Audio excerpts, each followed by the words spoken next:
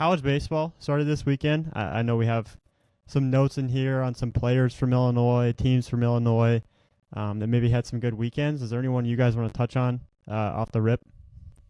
Yeah, that's a tough question for me. I mean, there's a ton. I think we all keep our eyes on these Illinois schools. It looked like Illinois State got off to a good start, but I think we touched on it last episode. I'm following a lot of the players, and there's a ton of Illinois guys like making waves. I know Colin Barzy, like he was no stranger to the prep baseball landscape in high school. I actually remember the first time I saw him was at the fall championships at Grand Park when he was like going into his sophomore year, maybe going into his freshman year.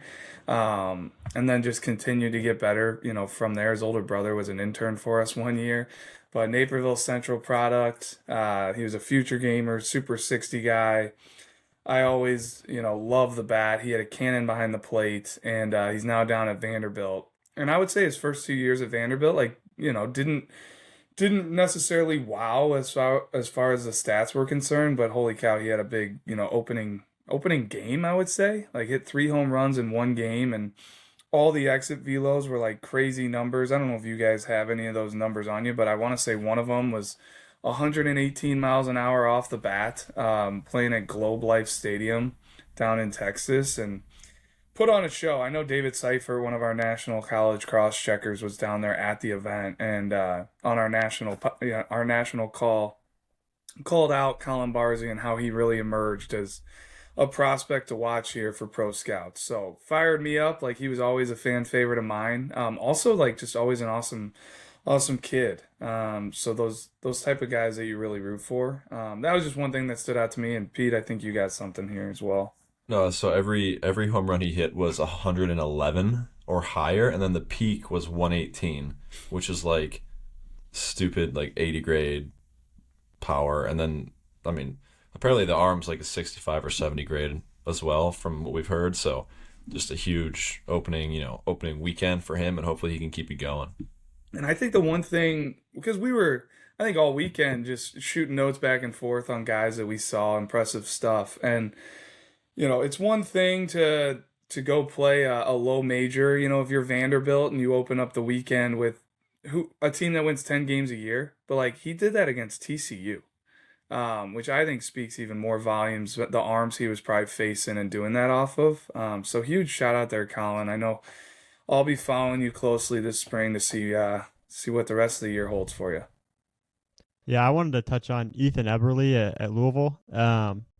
No surprise to me, really, given just what we knew and like the history we had on Ethan in high school and just the success that he had. It seems to have carried over to college last year and then this year too. In his first start, he threw 4.1 innings, struck out 6, walked 1, and allowed 1 run against Michigan State. And then Cam Appenzeller too, out of Glenwood. He's at Tennessee now. First outing, I believe, was in relief. Threw 2 innings, struck out 4, no walks and no runs. And again, same thing with him. Like no surprise. Like he was always just one of those guys that is a competitor through a lot of strikes, and the velo, continued to take up. And I'm not sure what it's at now, but like it doesn't surprise me at all to see those guys finding some success here in opening or in weekend one. I could go around and around, so you guys just get in here when you want. But Leighton Grubich is one that stood out to me as well. He was a left-hander from the Fox Valley area. Always kind of like a really interesting high follow guy for us. I think like just missed out on the future games that year that, the rising sophomore going into his junior year. But he's now at Campbell, and he started on Friday night for them. So that's an arm to note for the rest of the year. I think Campbell maybe goes and plays Troy this next weekend as well. So I'll keep my eyes closely on that one. But really cool to see from Leighton Grubich. Like obviously just continues to improve. And it's hard to keep track of all these Illinois guys. Like with the transfer portal, these guys bouncing around to different schools. And right here in our home state, like Illinois State has Graham Mastros. They've had him now for 2 years. I want to say this is his second year, but he bounced over from SLU, St. Louis. Hit 3 home runs in one game there for them. Was it one game, 3 home runs, or was it 3 home runs in the weekend? I want to say he hit 3 home runs in one game. So please correct me if I'm wrong on the YouTube comments or whatever. But either way, he's a new Trier product, a guy we had close tabs on in high school. And along with that, Ryan Bakes. Like he was a South Carolina commit out of high school. He's now at Illinois State, just absolutely tearing it up in the opening weekend. And a guy that was recruited by Illinois State, I think started as a freshman, at least a majority of the time. But Luke Stolga out of St. Lawrence started off really, really hot. A couple triples. I think there's a home run in the mix. He always had like extremely easy power in high school with a really simple swing and was one of the fastest players in the state as well. So those are a couple shout outs I saw. How about AJ Putty? Speaking of the Fox Valley, Ryan Bakes is from the Fox Valley, Leighton Grubich from the Fox Valley, but then you got AJ Putty from Huntley, first baseman, starting as a freshman for Illinois. Also, like I saw the video of the home run he hit, just the frame, how much work he's put into his body. Kudos to you, AJ, but that was fun to see coming off the opening weekend. So just a couple of quick shout outs, and I'll let you guys, go around anybody Pete, else you saw, because Pete I and probably have Tyler, some more as well. one sec before you guys get in. I want to add this on Luke Stolga. Tyler, you'll think this is funny. Going back to 2022, our intern year, Tyler and I interned together. We're at our scout school at St. Lawrence. They were playing Marist. Drew was there kind of training us all up, that intern crop. Luke Stolga's there. It's the first game we see of him as interns, and he homers in the game. It was a cool moment, I guess. Like one of the interns got a video of it, and I don't know. It's just a funny story with Stolga there. Well, I think you're shortchanging him because I'm pretty sure he hit at least 2 homers Did that he? game. Okay. Yeah. And I left the game thinking, that was my first time scouting. I thought Luke Stolga was basically Babe Ruth after that game. So He might be. We'll see. yeah. So- No, so I just want to throw that in there. But like, awesome that like ended up at your alma mater, Gavin. Pretty crazy how that works. But yeah, I was also gonna bring up the AJ Putty thing. Like, it's a guy I got to see the last couple springs a good amount over there at Huntley. So shout out to him. Like you said, like playing as a true freshman at a program like Illinois, super impressive. And then last thing I just want to touch on was shouting out NIU. Coach Copeland over there, they won their first season opening series since 2018. They took 2 or 3 from North Carolina A&T. So just want to shout out the Huskies over there.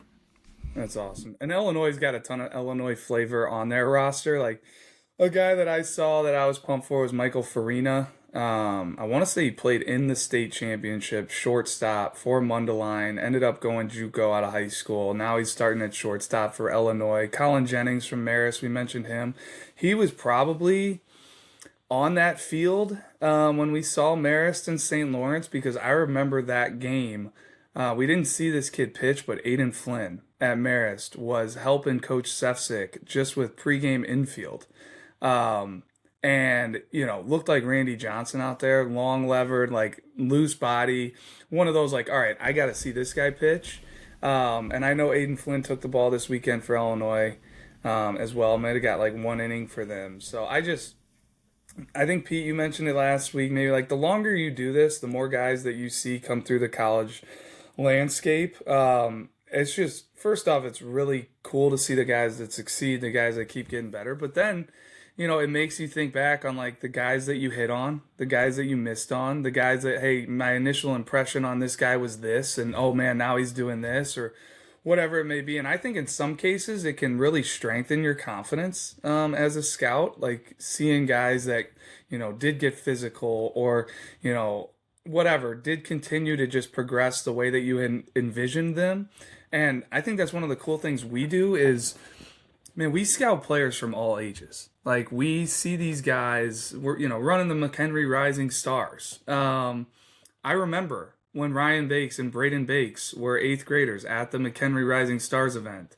And that was back when there were no recruiting rules and kids could be, recruited in 8th grade. And they were those guys that were like recruitable 8th graders. That's how advanced they were and talented they were. And to see them just continue to perform. And Ryan Bakes, I remember having him at the pro case as an underclassman in the summer and homering and all that kind of stuff. So, but we do see these guys at all different ages and having to project, a freshman, a sophomore, see the way they climb through high school, but then really it's, seeing them at the next level and seeing how they progress through the next level, pro ball, whatever it may be. So, so many names to mention. I know Jack Lausch, homered for Northwestern this weekend. Guy that was a multi-sport guy coming out of high school, was going to Northwestern to play football. Now he's playing baseball. Like, such a cool story. Daniel Pasella, I remember watching him at Mundelein wrist flick a ball, over the fence to left center, making that place look extremely small. He started off his career at Illinois State. Now he's at Ole Miss, and he homered this weekend. Had a ball 109 off the bat that went 447 feet. Like some of the best power that I've ever seen in high school. The easiest power, too, left-handed hitter. Then you got like Randy Seymour for Lincoln Way East, was always just a long, projectable shortstop. Now he's at Michigan State. Had a huge first weekend for them. Has kind of been in their lineup the last couple of years. I want to say he started as a left side of the infield guy. I think right now he's maybe playing first base over there. And then you see a guy like CJ DeKinga from Manuka, like getting the opening weekend start for Michigan State at third base. Didn't perform, didn't produce, but like that just tells me everything I need to know about CJ. He's clearly, had a great offseason, great fall, great winter to earn the trust of Michigan State to have him playing third base coming into opening weekend. So I know I'm rambling here, but like so many cool stories out there, Illinois guys to follow, and I'm sure there's more that we're missing. And get in there, Pete, if you got some other guys, or Tyler. Well, just about the Michigan State thing, like they took 2 or 3 from a ranked Louisville club, which was huge. And like, yeah, like you said, Randy Seymour was starting at first base. He homered in the first game, and then DeKinga almost went yard in his first collegiate at bat. Just barely, he was like a foot short. Came up just short, and he looked unbelievable in the uniform. So yeah, it was just cool to see those two. And I mean, Michigan State's done a great job recruiting our state, and I mean, they got more guys coming through. Like Patty Roth is one that'll be there next year. So I mean, they've done a great job recruiting, and clearly it's paying off. And like a cold weather state like Illinois, like the talent, it runs deep here, and it's cool to see it kind of paying off and performing. These kids doing well this early.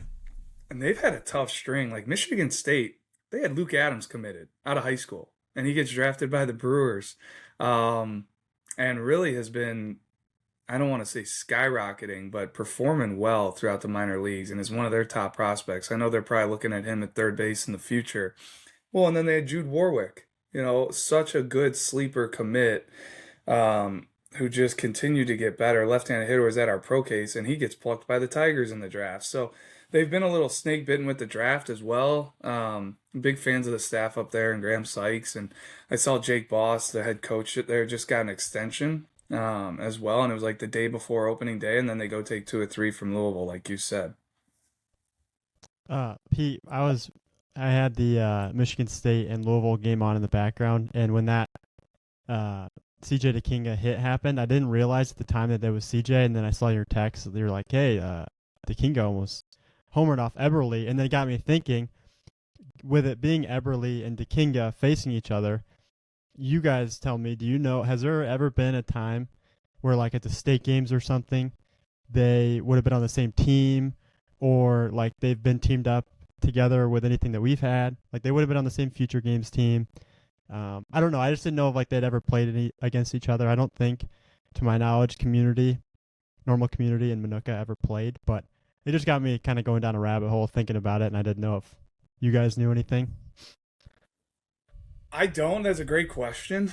Yeah. And I'm sure there's been some like cool matchups like that between some prospects. What it does make me think of though was Ethan Eberle at the future games.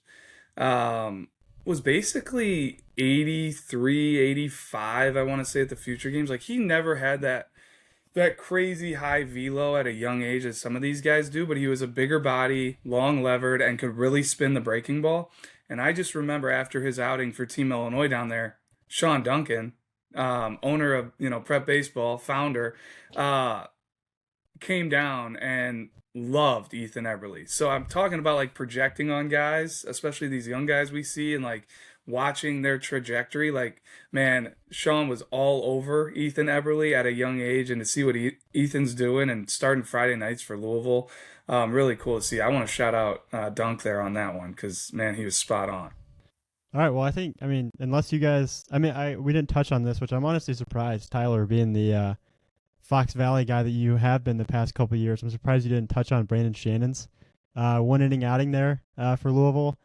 Struck out one, walked one, in like a relief appearance, or maybe he didn't start, right? It was a relief appearance.